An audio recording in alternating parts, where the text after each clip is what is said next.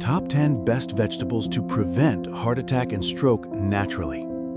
If you watch this video with me until the end, you won't just learn something new, you'll understand the real reason why eating vegetables plays such a crucial role in protecting your brain and heart.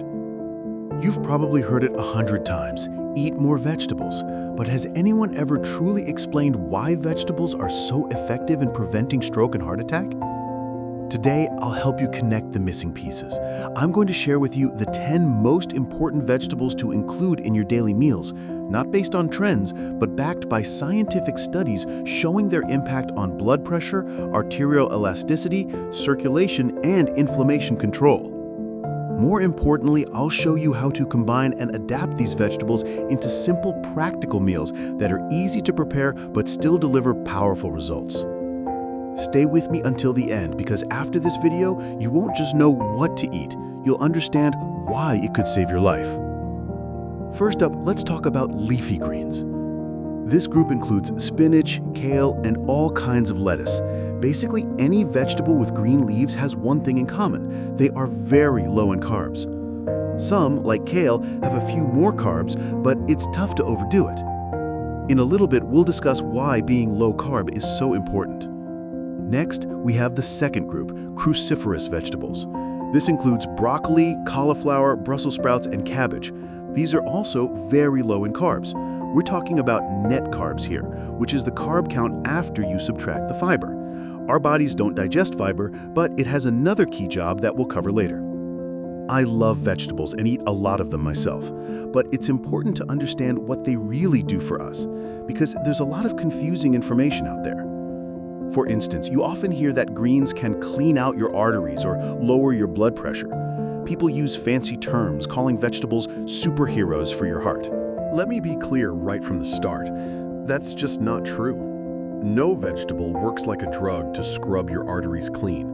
Believing that gives us false hope. Even worse, it sends us in the wrong direction and makes us ignore the real problems. So why is that thinking wrong? It only focuses on fixing symptoms. Whether you use a pill or a certain food, you're stuck in the same mindset of use this to fix that. This makes us skip the most important question: what's causing the problem in the first place? If we don't find the root cause, we'll never really understand how our bodies work or how to get truly healthy. So, what is the real cause of artery problems?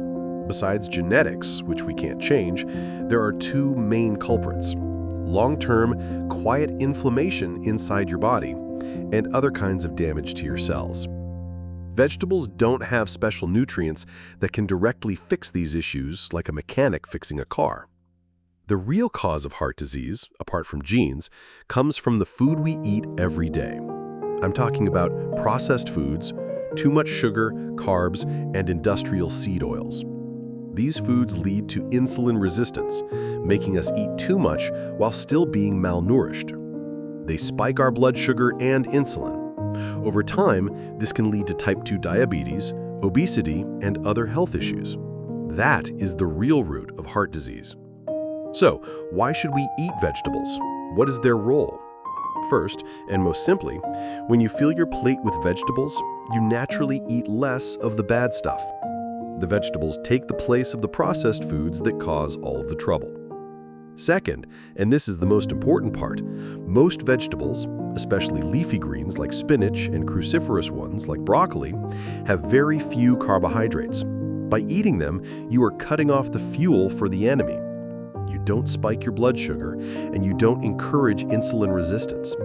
Instead, you are helping your body heal from the inside. So, when we talk about the benefits of vegetables, don't think about vitamins and minerals first. They have plenty, but they aren't unique. Meat, fish, and nuts also have many of these micronutrients, so that's not what makes vegetables special for preventing strokes. Their real power lies in what they don't have: a large amount of harmful carbohydrates. And what's the key point that few people talk about clearly? It's that vegetables contain so-called anti-nutrients. Why would we need those? We always hear we need more nutrients, so why would anti-nutrients be important? Because they help manage the bacteria living in our gut. There are about 40 trillion bacteria living in your intestines, and they work closely with your body. These anti-nutrients can stop harmful bacteria from growing while helping the good bacteria thrive. Our relationship with these good bacteria is a partnership, meaning we both benefit. The bacteria get a place to live, and we get huge health benefits in return. It's only in the last few years that we've truly understood how important this system of bacteria is. It's so important that scientists now consider it a separate organ in the body, just like the liver or heart. So what are these anti-nutrients? They include fiber. Fiber is a type of carbohydrate that our bodies can't digest, but certain bacteria in our gut can break it down and use it for food. So the main purpose of fiber is to feed these helpful microorganisms. Now, let's talk about something interesting inside plants.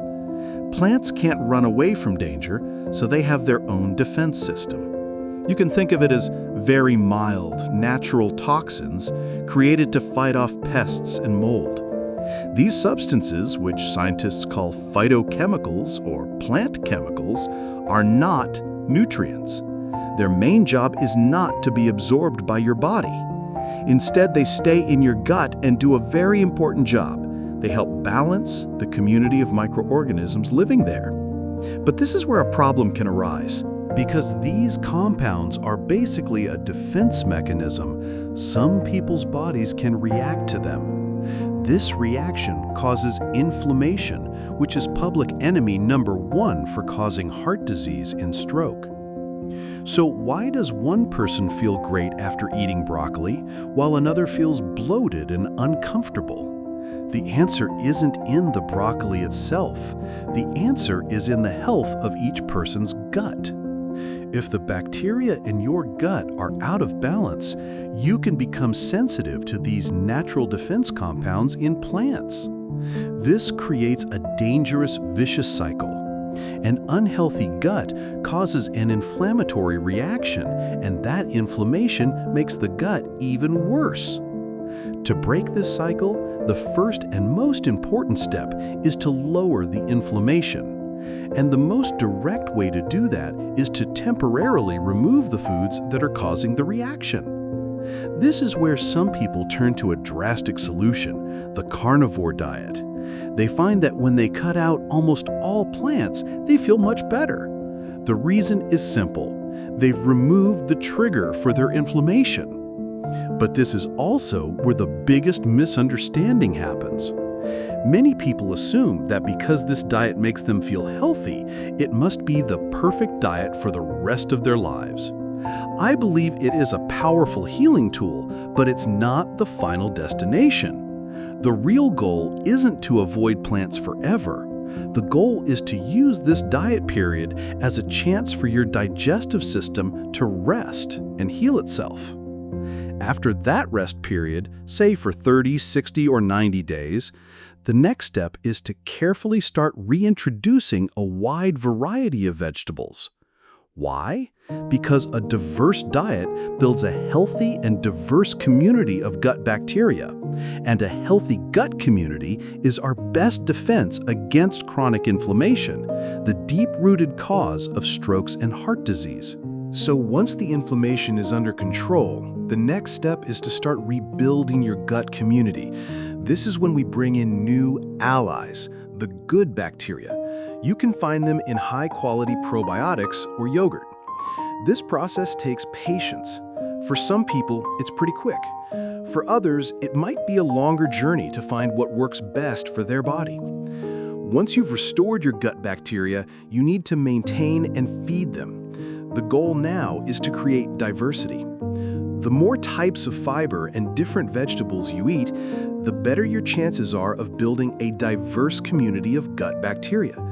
Once you understand that, you'll see that trying to rank a few vegetables as superfoods doesn't make much sense. Instead, we should aim for variety. Eat a few cups of vegetables every day and try to eat as many different kinds as possible. However, there are a few things you need to know to get the bigger picture. There's a group of vegetables called nightshades. They're great for some people, but not so good for others because they contain lectins, a substance that can cause irritation. This group includes tomatoes, bell peppers, eggplant, and white potatoes. Most of these are very healthy and low in carbs for those who aren't sensitive to lectins.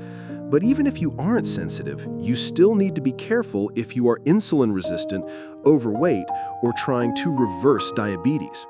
In that case, you shouldn't eat things that are high in carbs. Any vegetable with a double-digit carb count is something to watch. This doesn't mean it's a bad food or that you can never eat it. It just means you need to keep an eye on the numbers if you're trying to keep your carbs low. The fourth group is the onion family, which includes onions, garlic, and leeks. Of these, you probably eat onions the most, for example, in stir-fries. Their carbohydrate count is fairly low. However, one thing to note is that this group is often high in a special substance that is excellent food for the good bacteria in our gut. This substance is so helpful that it's even sold as a supplement. However, if you have a condition called bacterial overgrowth in your small intestine, this is something you need to avoid. That's because you have bacteria in the wrong place, and if you feed them, it will cause very uncomfortable bloating. So in that situation, you would need to follow a diet that avoids these types of vegetables. The fifth group is root vegetables, the ones that grow underground. This group includes carrots, turnips, sweet potatoes, and potatoes. As you can see, some in this group are actually very low in carbohydrates, especially turnips. But if you have diabetes or are trying to improve insulin resistance, you should choose the ones with a single-digit carb count. Types like sweet potatoes have a higher carb count and can raise your blood sugar pretty quickly. Next up are squashes. This group includes zucchini, butternut squash, and pumpkin. Again, some are pretty low in carbs like zucchini, while others tend to be a bit higher. The seventh group is legumes, which are things that grow in a pod. This includes peas, green beans, lentils, and other beans. Many of these are relatively low in carbs, especially green beans. Since you eat the whole pod, it's more like a watery vegetable. Meanwhile, things like lentils or black beans are higher in carbs, so you should only have them once in a while if you need to keep your carbs low. Group number 8 is mushrooms. Of course, they're fungi, not vegetables, but we often eat them together. Most mushrooms are very low in carbohydrates. Finally, the ninth group is fibrous stalk vegetables. Here we have celery, asparagus, rhubarb. All of them are very, very low in carbs, so they are a perfect choice even if you're on a low-carb diet. Lastly, let's talk about a very special group of foods, fruits that we often use like vegetables. Avocado is a perfect example. Even though its total carb count is medium, it's packed with fiber. This means the actual carbs your body absorbs are extremely low, and that's exactly what we're looking for. Other great choices include berries, like strawberries and raspberries, olives, and cucumbers. And here's a helpful tip. If you are in the process of healing your gut and want to start eating plants again, fruits are often a safer choice than many vegetables. The reason is interesting. Plants need to defend themselves, but fruits want to be eaten, so their seeds can be spread around. Because of this, they usually have fewer of those defense compounds. So what's the final message I want you to take away from this? Our goal isn't to search for one magic superfood, but to build a diverse diet. By combining healthy foods from both animals and plants, you're not just fueling your own body. More importantly, you're feeding a critical ecosystem inside you, your gut microbiome. And healthy microbiome is our strongest defense in the fight against inflammation, stroke, and heart disease.